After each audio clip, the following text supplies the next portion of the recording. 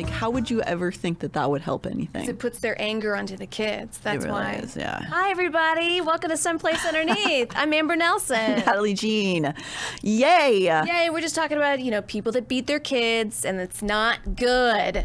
Tierzo actually just mentioned an update on the Turpin siblings right before we went live. I had not heard about it. I don't know if anybody else has heard about that update.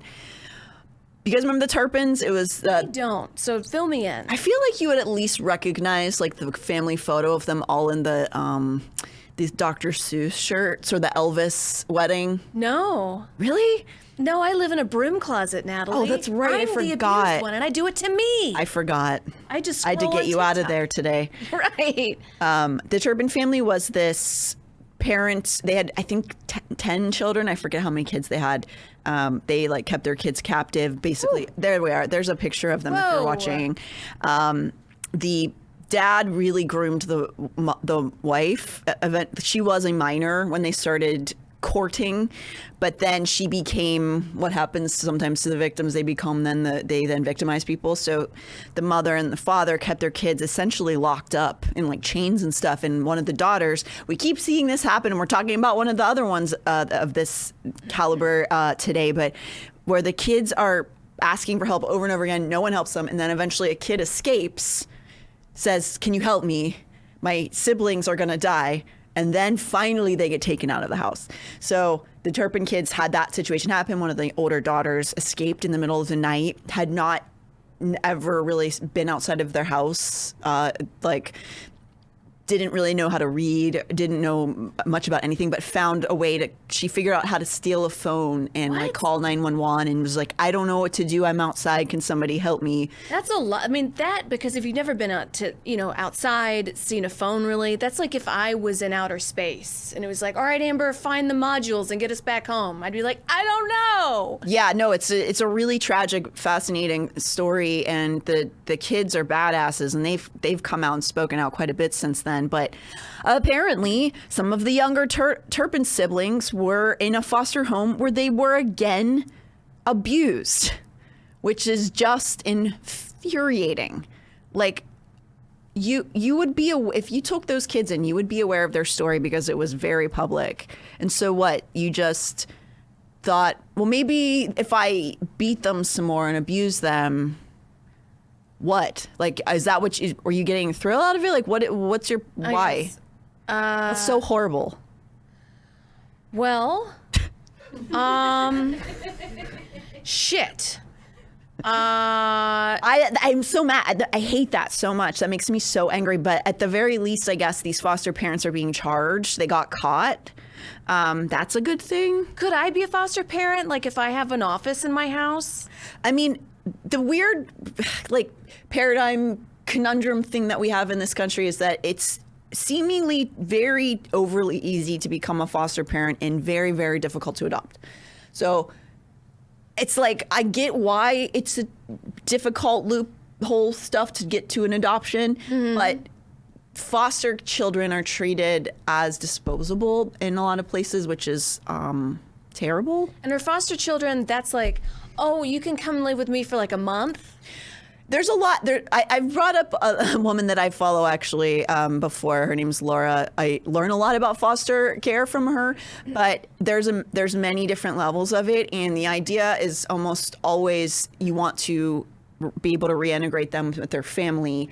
Oh. But sometimes that's not possible, and sometimes the bio family is not safe, no matter how much the kid, would maybe want to be with the family. Sometimes the rehabilitation aspect of it is, it's like, not talking about, sometimes parents have drug addiction, struggle with mental health issues, and they can get treatment and help, and then the family can work through therapy. Sometimes though, if the parent is, violent, like things where you might go to jail for child abuse. Backseat, sorry. Sometimes they do get sent back, unfortunately. Damn. Well, Lash says her mom worked for the DCF for 25 years and said that a lot of times the foster parents were worse than the original parents. Yeah, which is, again, this huge... And I was worried because I smoke weed sometimes, I couldn't be a foster parent. Oh, no. You'd... I talked about, I think someday I would like to do that. It's very scary, but the kids who are in those situations are they're the most vulnerable in society. And there are some incredible foster parents, but there are also a lot of foster parents who take kids in for the government checks, and also sometimes, I guess, just to hurt them. There was a woman that we covered a while ago on the show who has since died in jail, thankfully, but she was taking in adoption kids and making them do YouTube videos. And they were called like Fantastic Adventures or something, and she was locking them when they weren't doing videos. She was locking them in a darkened closet and like not feeding them and Damn. stuff. There's a fly. There's a fly in here. Then damn shit. The phrase "I hope you die in jail" that's worse than "go to hell." I think. Yeah. I mean, I think that's worse. Let's put up a poll. What's worse, burn in hell or "I hope you die in jail"? Yeah. Which one? Let's see, chat. Yeah. Chime in. Yeah, Psych Ordelia, the foster parents aren't trained properly enough, especially for kids with trauma, 100%. And also some states that have questionable laws in the first place regarding children have been laxing the foster parent rules and processes that they have to go through to get children because they are overrun with foster kids.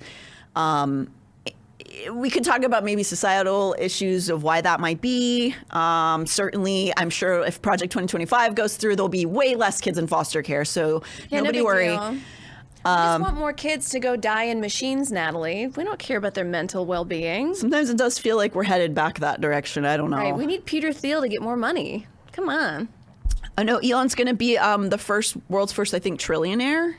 Cool. He's about to become one of the first of whatever the number is of that people don't have money of yet. Right. The thing about that is I feel like these kind of people aren't just sitting in rooms with gold bars because we're not on the gold standard anymore. I don't know what we're on. Let me know. The paper standard, the people dying in war standard, the people dying in factory standard, but they're not sitting in a room full of money. It's all just like assets in the air and it's made up and I don't understand. Yeah, I don't like any of the words you just said. Let's see. What's worse? Jailed. I hope you die in jail. Thanks, chat. I feel like hell would have fun stuff, like go-go dancers and stuff. Oh, right. And like us. Yeah. That'd be fun. I had a stress dream last night that I was going to do stand-up, and then I was doing this thing of like, I'll just figure out my set when I get there, no big deal. And I get there, and Vladimir Putin is in the audience. And then they're like, all right, Amber, he's a tough laugh. He's a tough laugh. But if you can get him to laugh, what an accomplishment. Right. But did you? That's very funny. And what's the joke like? I kill so many people, whatever. How many dead so-and-sos it makes it? How many dead people does it take to screw in a light bulb? Yeah, he loved that one. He would love that one. How did the set go? The dream cut. Dream cut. Yeah. You know. Yeah, that happens sometimes. Sometimes you're doing stand-up for Putin, and then the whole room just changes, you know? You know what's going on. Right.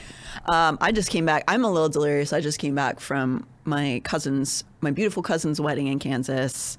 It was wonderful and amazing. And then on the way back, I stopped through Vegas to go to the When We Were Young festival. Did you say, I'm not in Kansas anymore?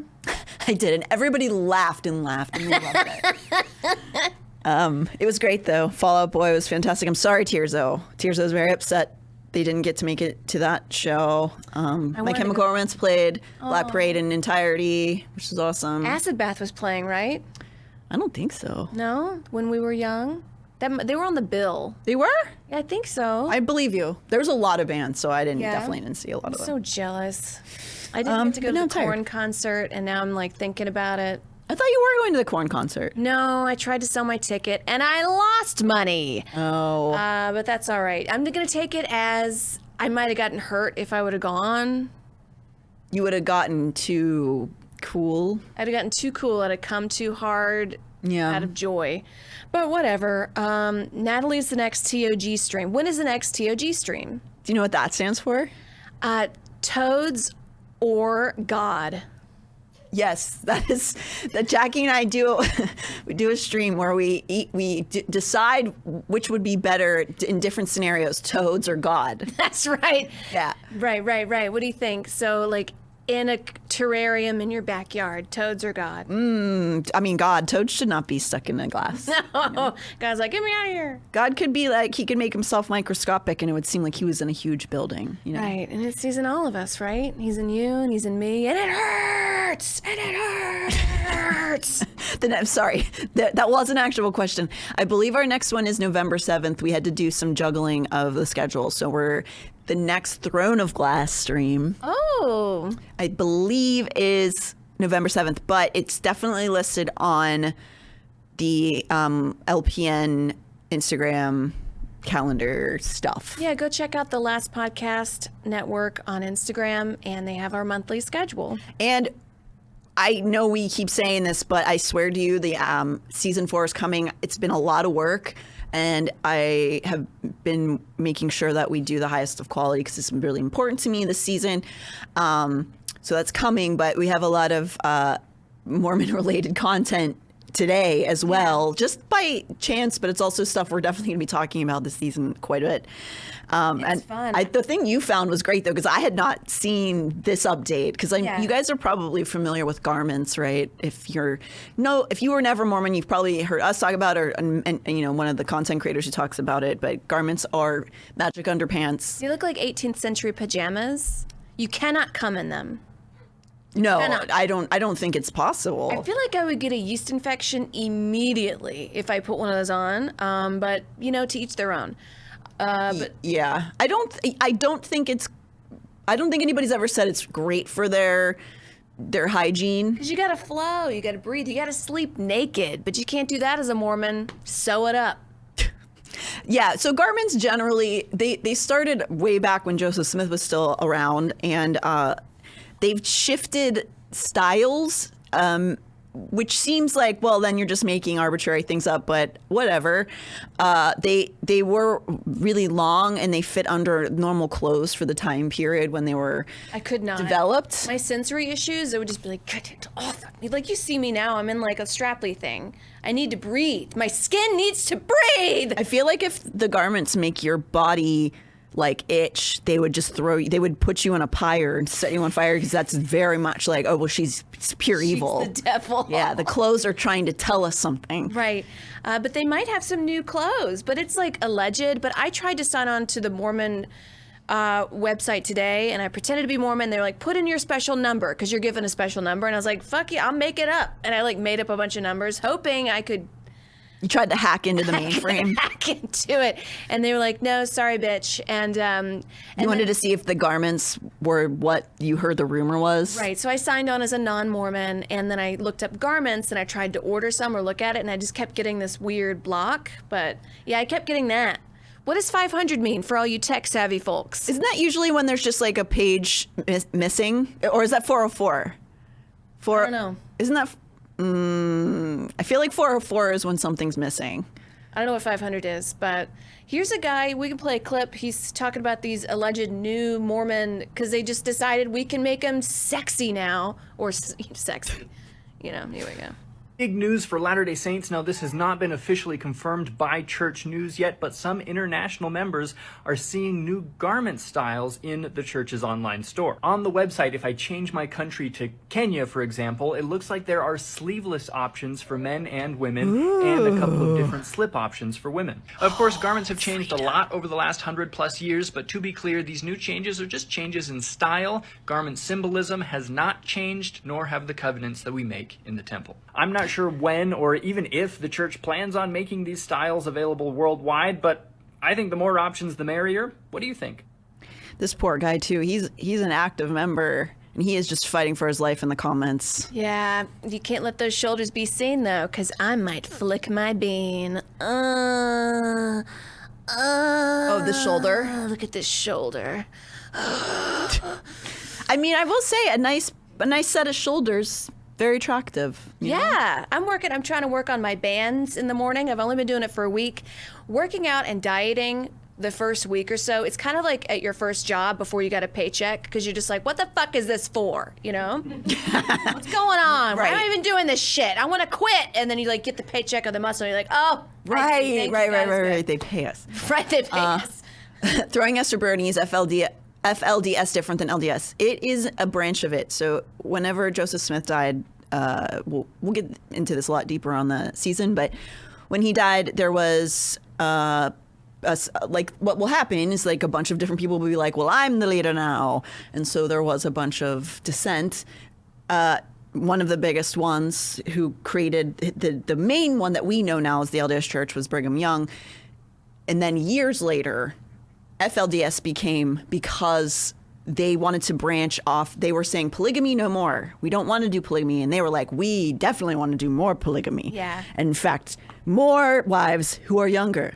And so they broke off much later on after that initial split. And they had the FBI raid him. They're still, one of their leaders is still actively the leader from prison. Can you imagine being like, he was arrested, he's in prison, giving prison calls, but I still believe him? I think I'd be like, but maybe if you're that in the cult, you're just like, they're testing me. It's a test. Right. And then you go further in. Oh, 100%. And it is also kind of lays into the martyrism of him. You know, he's giving his whole life up for our church. He went to jail. It's still like a Jesus thing, you know, like he's suffering for all of us because he's the real, you know, the real leader of the LDS Church and the real godly guy. He's the goddess of all guys. God wants you to have sex with 12-year-old girls. It's always, it seems like that's what God says to a lot of them. Right. Yeah. Right. It's not a lot of, you know, take care of the poor and the weak. It's mostly just like, get your DS by a child. By a kid. So let's see, Nicole Michelle Davenport, who has taken the reins from Jeff's. I actually don't know off the top of my head, though, but he's still doing Orange F's. He's still doing stuff from jail. But I actually don't remember off the top of my head who's the outside person right now.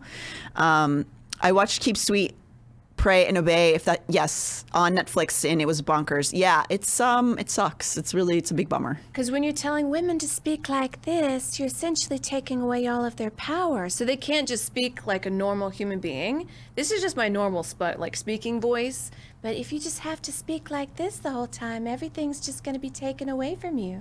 It's really, it's not funny, but it's really fascinating when you see a lot of these high control groups, the FLDS, and I'm thinking of the IBLP off the top of my head, where their women's wardrobes are literally specifically designed based on whatever fetish the guy had at the time. Like the feet being shown? Yeah, IBLP, one of the only things you can show on your body for Bill Gothard is you can wear open-toed shoes. He's actually very encouraging of it. And later on, all of these girls who've come forward said, like, he would make me play footsie with him. He'd take his shoes off and like rub his toes on my feet and all this stuff because he's a creep. And then in the FLDS, they have that this very unique hairstyle, and it was because one guy really thought it was a hot look on ladies, and so they all have to do, like, for religious reasons, they have to like wear this weird hairdo that's like a bouffant kind of on top. Whatever, man. I'm sick of everybody. I'm sick of everybody. I should come in. Oh my God, I should get my bangs like that, like a pinwheel thing. Oh yeah, you want want like blasted? I mean, you'd probably be able to serve with it. Yeah. Yeah, I think you'd look good. Thank you. Yeah, so we have that Garmin thing is interesting, especially because that came from an active LDS member, but he's still not sure if that's the case. And I think that he was saying it was in Kenya because of probably like temperature. Yeah. But lots of places in the LDS Church, like Arizona is extremely hot, so I don't know. Whatever. Let's just make it up as we go along. Natalie, we should start a religion. I'm not, that is tax-free. I do not want to control a bunch of people. That sounds so annoying. I'm going to tell men to do with their bodies, and it's all thong bikinis. Man, you're looking at a lot of sweaty ass. I don't know if I want to look at that all day. Like in a thong bikini. I just feel like it would be the worst trying to micromanage a huge group of people. Oh yeah. What a nightmare. Yeah, that'd be bad. And like make the men like design their pubic hair like the women's bangs do, like a big poof and like a wave. Oh yeah, like you do like a bouffant of his pubes. All right, I can kind of get behind that. Men are seen and not heard. That's right. Throwing shade for Bernie. That's right. So another thing I wanted to touch on briefly today is we've discussed at length the Franke saga, who it's an LDS family. Ruby Franke is in jail right now for abusing her children. They were a very well-known vlogger family called 8 Passengers. We've talked about them at length. I wanted to bring them up because the oldest daughter, Shari, who was trying to save her siblings for a long time before, again, another family where a million red flags were up. Police called, CPS called, all these things. Nobody did anything until this little boy, one of the children, escaped and begged for his life. And that's how they got saved by this child, even though there was a million people around trying to do something and none of the authority would do anything. And he did it for like him and his younger sister, right? Because they were both locked up together and he was the older brother. Oh my God. Yeah. And I think he probably felt like he might die. And that's why he managed to do this a really brave escape from this house of Jodi Hildebrandt's, Ruby Franke's associate, whatever you want to call that. And I think he really just overcame physical and mental prisons that he was put into to try to save his sister, which is heartbreaking. And I hate how much we see these cases where the kids have to save themselves based on the way maybe our systems are set up to not protect children, maybe that there are religious communities that are kind of shielding these things happening to save face. I don't know. But anyway, Shari Franke was trying to save. She had left the home. She was trying to speak out. She called CPS on her parents a bunch of times. They didn't do anything. She then, became very vocal, publicly open on her Instagram about how much she'd been trying to get Jodi and her mother arrested, which is, again, so brave and just like, I can't imagine the psychological, clusterfuck going on when you're trying to put your own mom in jail, but her mom deserves it. But I wanted to bring her up today because she is, do you want to pop that article up before the video? The USA Today one. So Shari Franke here. Oh, that was FLDS hair. Oh, there we go, yeah. So if you're watching, this is a picture of FLDS hair. Yeah, pubes designed like this. I'm with you on that. Okay, so this is, can you slide down to that screenshot there in the image? Yeah, so if you can see here, we're about to play this video of her speaking. She went up in front of the Utah legislature. I think she's about 20 years old.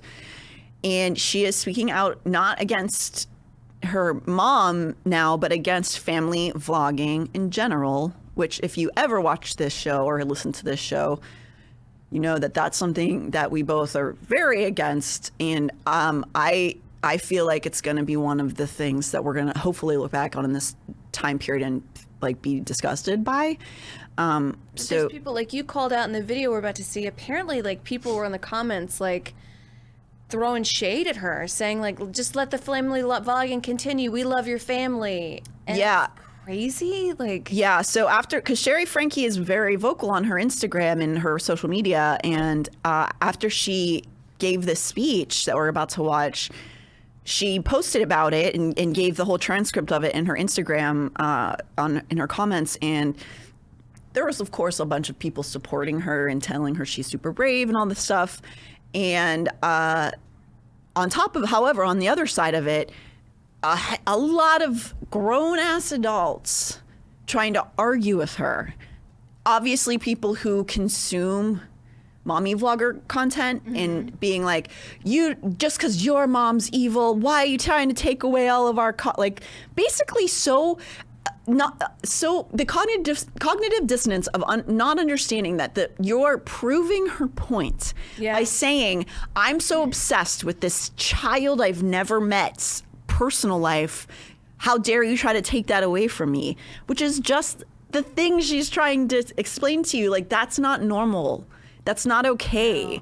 I remember when Mila Jovovich, she has a daughter, and when she was around 12 or 10, she was showing her on Instagram, being like, look, she's like a young model. And then people were saying, why doesn't she have open DMs? And then Mila Jovovich had to write in like, hey, so she's a minor. We don't think it's appropriate for you as a stranger to be messaging her. And people just didn't, they're like, she's 10 years old. even other women were commenting, like, why can't I message her? Like, what's your fucking problem? Oh God, it's so weird. It's so weird. I do wonder if there is just this. Obviously, intellectually, they probably understand that's a real person, but this disconnect of maybe just being like they need to have it put into a perspective of like. So imagine this is you. Imagine this is your niece or your child, and this is exactly the same thing that's happening to these kids. They're not actors. This isn't a show you're watching. It's as if somebody came into your home and filmed you on the toilet all day. Like, right, and you have no rights. Oh, Yeah. Del Fecoco, we're talking about family vlogging. Yeah. And Natalie's saying, like, you know, your parents or your sort of supervisors, your guiders, you don't really have many rights as a kid. So they can come in and film you on the toilet, getting a new training bra, all of which these. they do. Which they do, like all of these very embarrassing moments that happen to all of us that should be private with the family, but now are just anybody can get it, and then anybody can DM the family, DM the kids. And so this is exactly, let's listen to Shari Franke's speech here that she just gave, because it's incredible. And marketing strategies.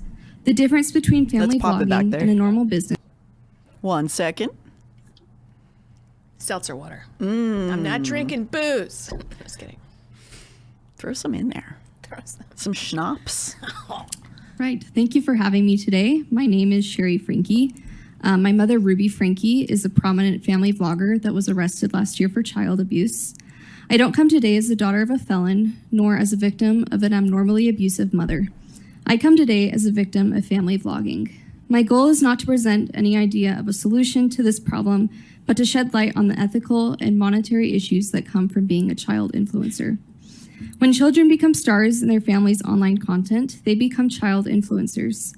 It is more than just filming your family life and putting it online. It is a full-time job with employees, business credit cards, managers, and marketing strategies. The difference between family vlogging and a normal business, however, is that all the children are employees.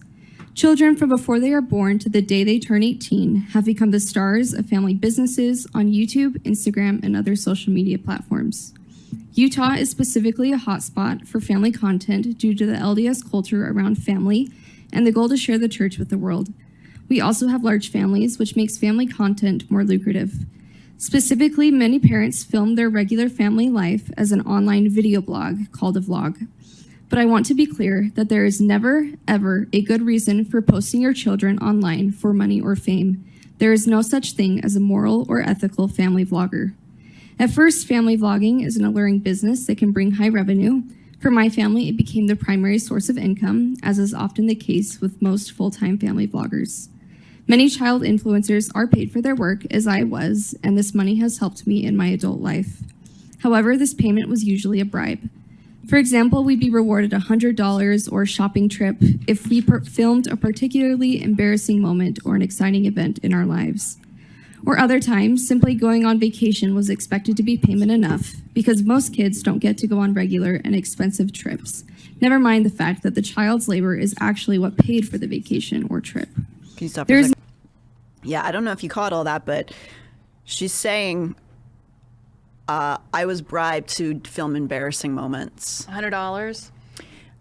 Her parents got so comfortable with it. It's not just her family, it's all of them. And she just said there is no ethical way to have a family vlog, which is a big deal for this kid, because if you guys aren't familiar with her entire family, all of her extended family are also family vloggers. She has 3 aunts who are also family vloggers, because family vlogging is a massive industry within the LDS Church.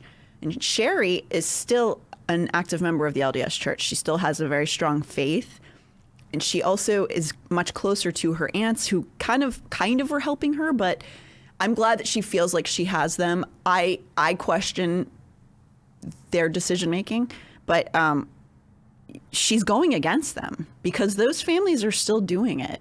And so she's kind of coming into this place almost by herself, like utterly. I'm hoping she has like people around who are supporting these ideas that she's trying to get out. But she's going against her church. She's going against her family members. She's going against a a lot of probably the people who had followed her and like supported her, as if you go to her comments on her socials, a lot of them are mad at her for doing this. And she's young. She's like, what, 20? I think she's about 20. Let's listen to a little bit more. No law in place to guarantee that child influencers get any money from their work.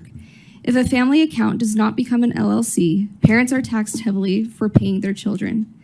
But parents also receive tax write-offs for the regular clothes that they wear, the gas money used to drive places, and even the houses they live in. Anything that is filmed can be written off.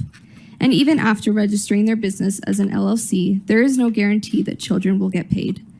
Any payment that does happen is under the table with no paper trail. And how do we determine how much a child should make from appearing in family content? What price is worth giving up your childhood? But despite any monetary payment children may receive, don't let this excuse the 24/7 labor that these children are subjected to.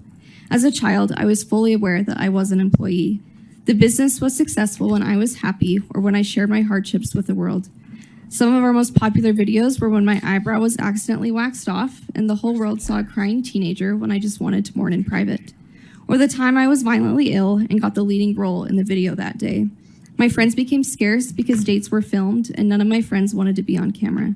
The camera never stops and there is no such thing as a break from filming. At the time, I tell you I had a choice in what was filmed, but I've come to learn that every child influencer, in a way, suffers from Stockholm Syndrome. Most child influencers would probably tell you they have full control over what is posted, but the reality is that their parents bribe and shame them into posting their most vulnerable moments. In fact, many child influencers may tell you that they enjoy their work because of the monetary perks they receive or the fun experiences that they can have. After all, what child would say no to a fun vacation or shopping spree if all they needed to do was film an embarrassing moment? But as children, we do not understand the consequences of filming our lives and posting it for the world to see. We cannot give consent to our parents to post our lives. In any other context, it is understood that children cannot give consent, but for some reason, people think family vlogging is different. I did not realize the impact that filming as a child would have on me now. My social media became flooded with rumors of having sexual relations with my own brother, to being called a baby birthing machine at the age of 13. All these things have stuck with me, and I will forever live between the ages of 13 to 17 in many of my viewers' minds. In addition, pedophiles stalk the internet, specifically seeking out child influencers. I promise you that the parents are aware of these predators and choose to post their children anyway. I understand that this is a big issue to tackle, and I am not asking you to ban family vlogging, though that is my end goal. I also understand that as Utahns, we don't appreciate big government overreach, but when it comes to protecting children, it should be a bipartisan issue. The only people harmed by child influencer laws are the parents exploiting their children. While this may not seem like an issue now, as child influencers in Utah continue to grow up, I foresee there will be legal crises, with these children realizing that vlogging has brought severe emotional distress, or these kids may realize they don't have an appropriate amount of money to show for their labor. After all, how does that child know how much they should have made versus what their parents may or may not have paid them? Let's deal with this now before we reach that point. But even despite a good paycheck, I want to be absolutely clear that there is no amount of money that can justify selling your soul as a child to the world. In no other industry would we justify unregulated child labor with a huge paycheck, and we should not do that here. If I could go back and do it all again, I'd rather have an empty bank account now and not have my childhood plastered all over the internet. No amount of money I received has made what I've experienced worth it. While I don't have all the answers nor many feasible solutions for this problem, I am proud to be one of the first child influencers in the state of Utah to speak against this issue. I don't want people to look at me and blame my unique circumstances with a mother in prison to the Franke criminal case. Family vlogging ruined my innocence long before Ruby committed a crime. I promise you that my experiences are not unique and are happening to child influencers all over Utah and the country. So let's tackle this issue before it becomes a bigger crisis than it already is. Thank you. She's incredibly brave. I know. I'm so proud of her. Like, without trying to sound condescending, I'm really, really proud of her for doing that. It goes against everything that she was taught was good and right, you know? So I know that she really still cares about her faith and her family and all that stuff. So that is like a really big deal for her to have said all that stuff. I just wanted to let it end up playing out because everything she's saying is so important. Yeah. And just how anybody could like argue with her about how that she's wrong and this is wild to me. Right. No, give me back my family vlogging. I want to see it. The phrase when she said, I had a sick day, so I was the star of the show. Like when the kid is sick, you give him crackers and 7-Up and tell him to go to bed. Yeah. You don't put him on camera. And she made it very clear that, as sex offenders reach out to the children constantly, and she said the parents absolutely know this and they don't care. Because they're making money. So a lot of people try to defend family vloggers being like, well, they don't know what's going on. They don't realize that all these people are out there preying on the kids. They absolutely know. And a lot of them are making money directly from the predators, and they know that. Roller Gator, maybe we need something like a Coogan Act, but for kids of influencers. Yeah. So while I'm not disagreeing with you, it's more complicated because there are laws that are starting to get passed very slowly regarding trusts, like that kids would have to be given a certain amount of money. However, the issue with trying to regulate family vlogging in the same way is that the vlogs are, when it's a Coogan Act kid in a union production, you're not in their bedrooms, in their house, their only private spaces. You're not just alone with the family members.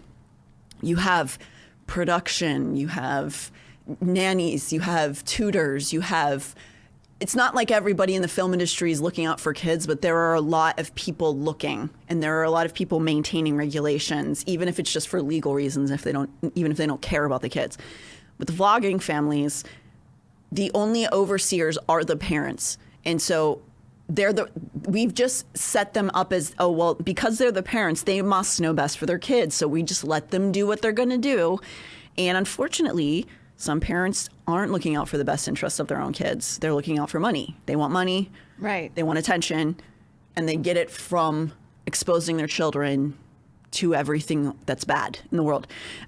So it would be really hard to regulate it in that way. And I personally agree with Shari in that the goal is to eliminate it. It should be illegal. Yeah, just eliminate family vlogging.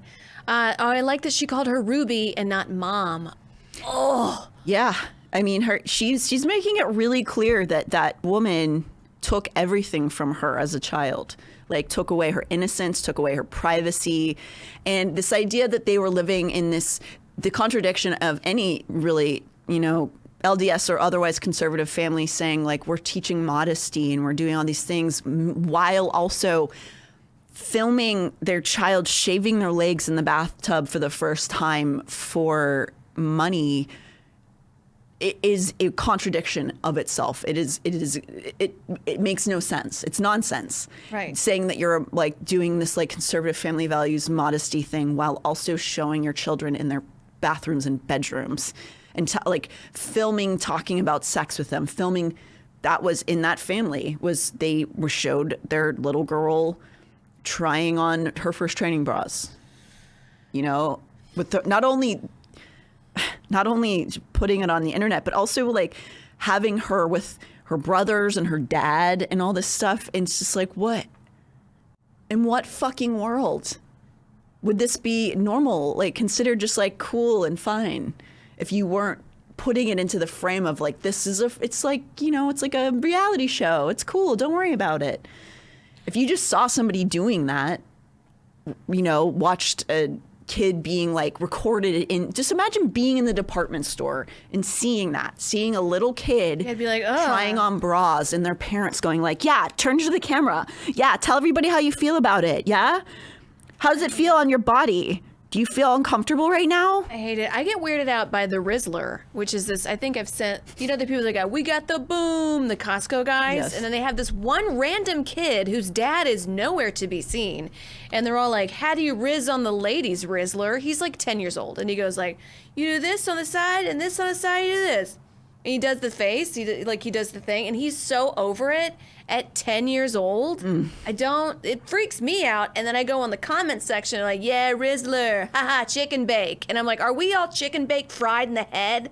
What's going on? Yeah, man, brain rot. That is pure brain rot. I don't know what else to call that. It is brain rot. Have you guys seen that we got the boom? I think I'm just kind of like, I know what you're talking about because it's that popular. and then they're just doing this dance. I'm like, is the asteroid coming? I don't know. I don't know what's going on. It might be. It's just this. We got the boom. I mean, I guess it's working because I've got it in my head. I've got it in my head. And I've also decided I'm too sensitive for Costco. I've been twice so far, and it's just not for me, baby. Sensitive in which way? And just like big cars going and then giant shopping carts, and like no one gives a shit if you live or die. Yeah, that's true. Yeah, I think people are addicted to certain emotions. And feeling angry and like, get out of my way, get out of my space. That's like very Costco coded. I would go for the meat to get like the big packages of salmon because that looks delicious. But I think people are just so ingrained in these ideas of like, give me the kid. I want to see the kid shaving. I want to feel disgusting. I want to feel angry. You just kind of ruminate in this. Yeah, I think, totally. And also something about, I don't know if it's like feeling a sense of power over the kids or something. You know, I talk about all the time how I was obsessed with the Duggars when it was still like a TLC show because I didn't understand, and I think a lot of us didn't understand the gravity of what was happening. You know, we didn't really understand the violation that was going on. And so it's not like I don't understand why people get like drawn into these kind of shows. Same with, I used to watch John and K+8 all the time. And that show's messed up as hell if you go back and look at it. Really? What do they do? It was a couple, they had twin daughters and then they had sextuplets. And she's the one, basically the mom from that show was the original Karen haircut. Right. And then they got a divorce. He's the brunette and he has like eyes that are like brown and like piercing, right? Yeah, they're piercing, I guess. They're definitely brown. Yeah. I wouldn't describe him, like, his physical features don't, like, look like anything specifically to me. Sure. Like, he's not, like, handsome or anything. But he's not ugly. No, I remember they got a divorce and people were like, oh, he's got a hell of a child support to pay or something, right? Because it was, like, 8 kids. They were famous for a while. Like, they were getting, like, paparazzi'd and stuff. These little toddlers. And the mom became this big, like, phenomenon online because people didn't like her because she was, like, really mean. And you go back and you look and she's, like, real mean. And she says some bad stuff. Let me tell you. Glad I didn't really have a TV. I don't know what's going on. No, yeah, I can't believe. Whatever were you doing? Enriching your life and not watching this show? I guess I haven't seen a lot of stuff. Never seen The Sopranos. Well, that's different. Sopranos and Johnny K+8 are basically the two shows. That's it. That's all this TV is. Yeah. But she ended up institutionalizing one of the children, and it's been this entire horrible mess. And it really, her journals got leaked, and it all was talking about how much she like couldn't stand this child, and like how angry she got at him, and like how scared she got because she just like all she wanted to do was hit this kid. She put her baby boy in an insane asylum. No, he was abused by his mom. Yeah, it was awful. What's he doing now? He just spoke out again recently. He was trying to enlist in the Marines, and he got denied because of his mental health issues. Well, because of the record. Because of the fuck. But I feel like something like a Marines might be good-ish for him because it's like, here's some structure. You're not on camera. Well, the reason physical stuff to get the brain bat out. That's the reason that he was speaking out recently, was to saying, my mom has taken another thing from me. I can't do this thing I've really wanted to do. No. Yeah, it's not good. But I used to watch that show, so I'm not calling people who consume that like monsters, but because they don't know. Like when I saw like previews for those, I was like, oh, that's a weird family, and I just never saw it. Yeah. That's it. But sort of trying to get your mind around the reality of what is happening, I think, is just like really important for people to try to do, because those are real children. Those are like real kids' lives being destroyed for entertainment, which is just so fucking, I don't know, that seems gross to me. God, it's hard to call this out. You know, sometimes I'm like, what am I doing in my life? I could just do a bunch of coke and then be a trad wife and then make content with my kids. Wait. I guess you could do cocaine. I guess an actual trad wife was on a bunch of uppers and downers, right? Mommy's Little Helpers? Yeah. Get me on some of those. Just pop out a bunch of kids, put them on TV, and just not think a thing about it. Yeah, that is a way. That is a way, because look, we're all sad over here, but I could be happy on drugs and pimping out my kids. What's right. wrong with me? Yeah, I don't know. I don't know what's wrong with you. Wrong with me. Yeah, I think it would be really nice just to kind of let go, you know, just like not care, just be like, whatever. Whee! I could easily like just go and make some bread and be like, women shouldn't vote, and then just get money from sad people. You on the literally internet. could, unfortunately. I do think that dam is breaking, though. There's like too many now. So there's not as much money to be made. You have to find a new angle to make people mad. Oh, God. And I think it's gone, like, I don't think you can go any further on the trad wife stuff. I mean, because you're always, on camera. there's always one more layer. One more secret little abominable layer. I'm trying to think what you could take it to another level. I could sew my lips shut on camera with the fucking thread. I could do that. Just to support men's rights. I could. Secrets. Whatever. Okay. I know we talked about that for a while today. There was a couple other. Do you want to talk about some other horrible thing that you had? Right. Oh, yeah. So there was a very horrible sexual assault that happened in India where this woman was assaulted so badly that it took her life, and then the police, they covered up for it. I will say that there are protests all over this town in India, this area in India, and it's honestly good to see a lot of men come out and say, hey, this is like really fucked up. And they're dismantling, they're going out in the streets, out in the schools, out in the medical industry. So like, let's give a watch. More than 1 million doctors in India have started a 24-hour shutdown in protest against the rape and murder of a female trainee doctor. The 31-year-old doctor was attacked at a hospital in Kolkata last week when she had gone for a nap during a long night shift. A volunteer who worked at the hospital has been arrested, but the victim's family believe it was a gang and that more people were involved. The Indian Medical Association described the killing as a crime of barbaric scale due to the lack of safe spaces for women. Patients are being turned away from hospitals and clinics except for emergency cases, as doctors call on the government for better working conditions and protection for women.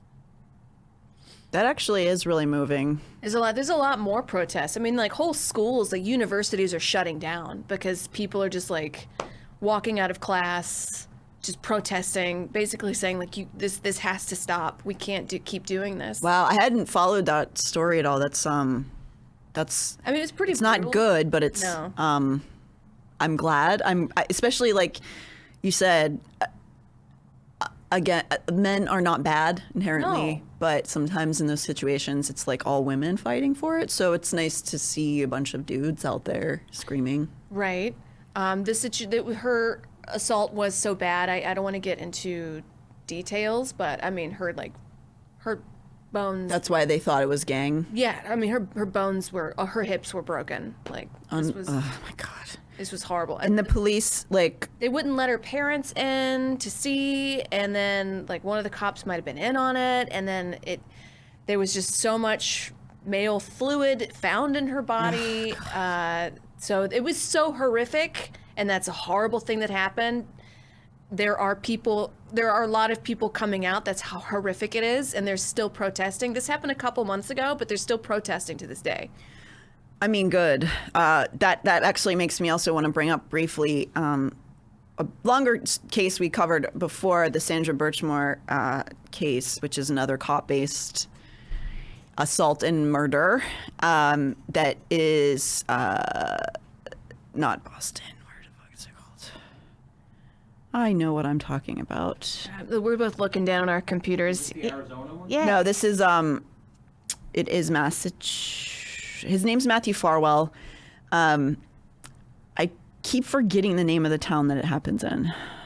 I don't know why I can't keep that memory in my brain. What happened?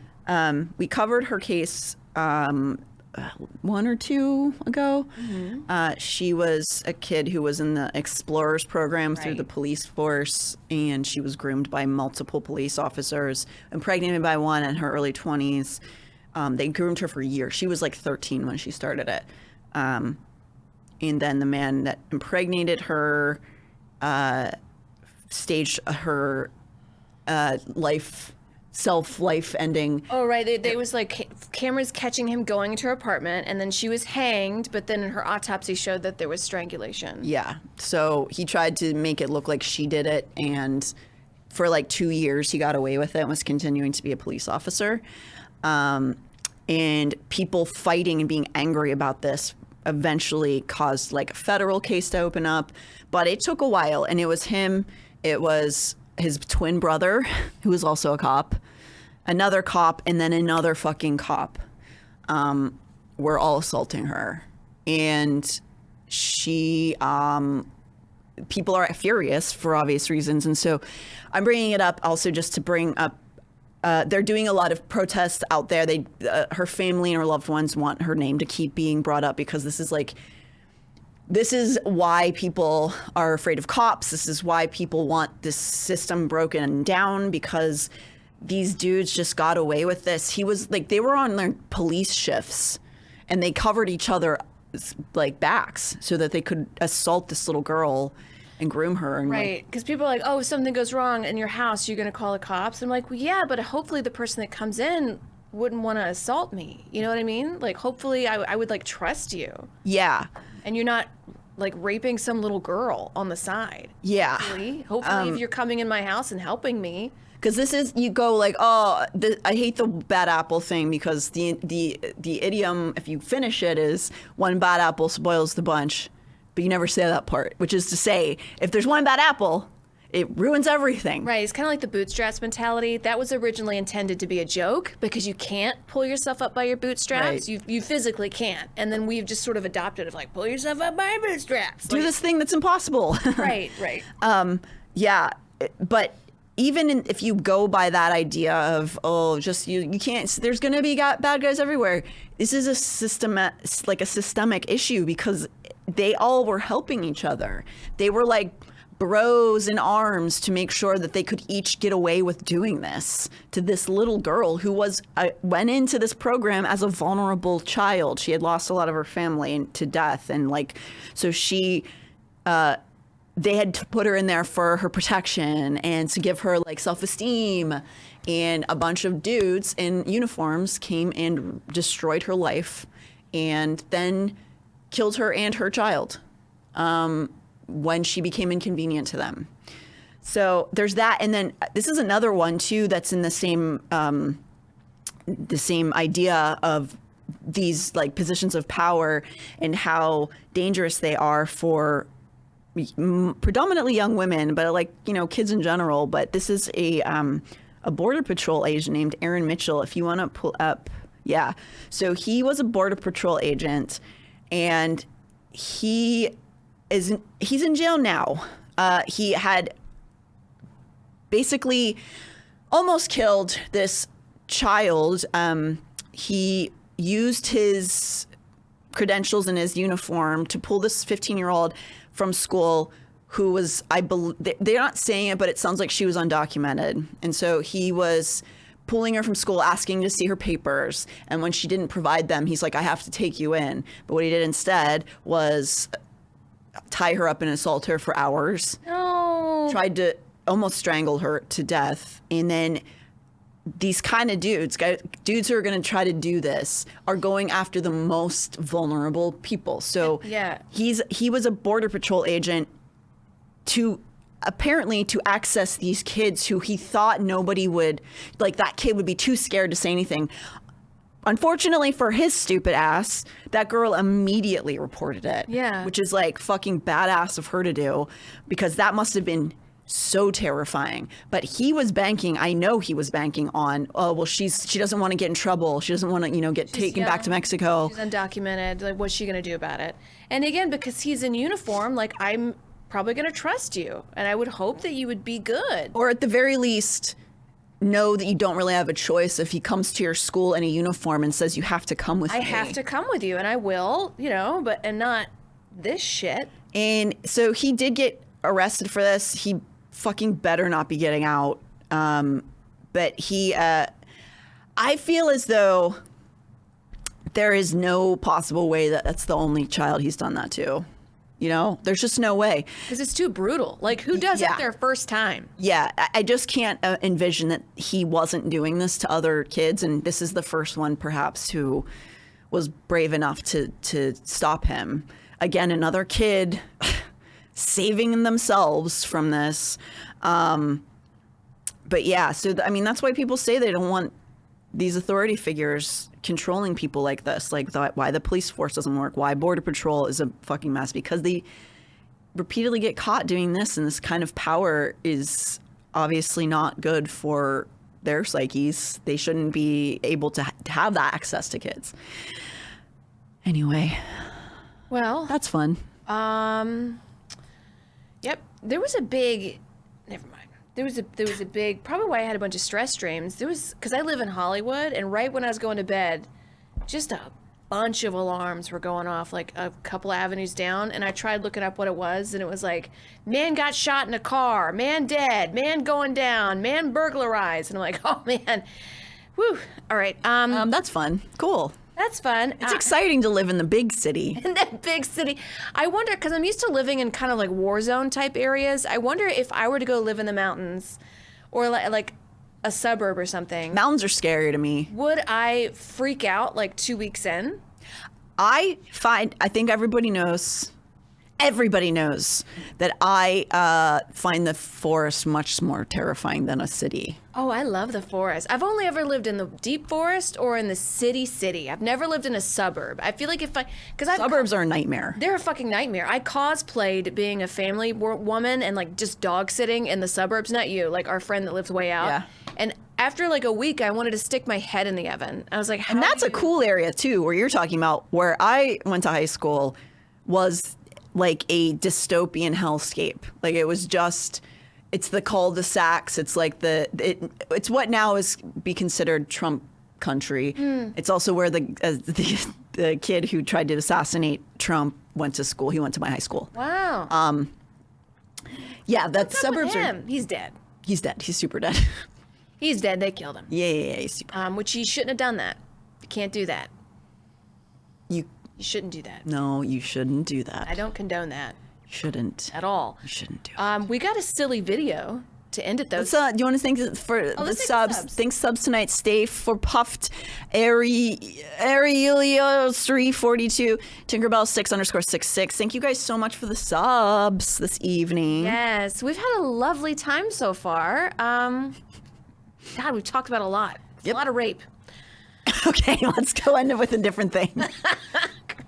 If you scroll away from this video, then what are you doing? Look, there's a student eating a Kit Kat bar when he notices something incredible. What is it? Look closely. After he took a bite, he saw what looked like Jesus inside the Kit Kat bar. We can't make this up. Jesus is real. He wants a relationship with you. Subscribe now and share this video with a friend. She was like, we can't make this up. I was like, I think you just did. Is that? I think you just Was she being serious or is that satire? She's being serious. I am for some reason I'm on Christian algorithm on Instagram. Are you guys? Because every other scroll is just like Jesus is real or like long skirt and the holy blessing. Long skirt and the holy blessing. Oh yeah, I remember those ones. You know. So you think Jesus is hanging out in the inside of your Kit Kat bar? He wants to have a relationship with you, Natalie. That's just crazy to think that he would show up from a teeth mark you made inside of a candy bar and he'd be like, hey, remember me? Hey, I'm here. Remember me?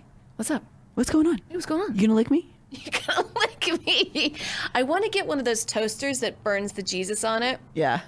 Do they still have those? I'm certain they do. Let me see. All right, we're gonna go buy toasters, everybody. Jesus toaster. Jesus toaster for sale. Come on, load. Load The people it. they're waiting with bated breath. Why does the internet not load when I need it to? And it's so fast. The devil's making it so that you can't have it. I don't know. What I would pay $20. All right. Jesus toaster for sale. Come on. Well, We're never gonna know. It's a we're never gonna- cliffhanger. It's a cliffhanger. I found Bob Ross and Darth Vader, but not Jesus. Bezos is stopping me. Yeah, it's still Yep. loading. All right. Well, we've had a great show. Yeah, it's been great. Tune in a couple weeks from now, right? Enjoy whatever kind of images on any of your toasts tonight. Oh, a Jesus toaster. Oh, it's on Amazon. All right. Fuck, it's loaded. $50? No, I'd pay 20. Yeah, that's 50. The cheeses, milk creature, cheeses toast. Oh, that's cute. All right. I'd eat it. All right, well, $50. Yep. I'd rather just have $50. I was gonna be like, somebody get it for me, but no, save your money. Get it for the lady. Get it for the lady. All right, bye guys, I love you.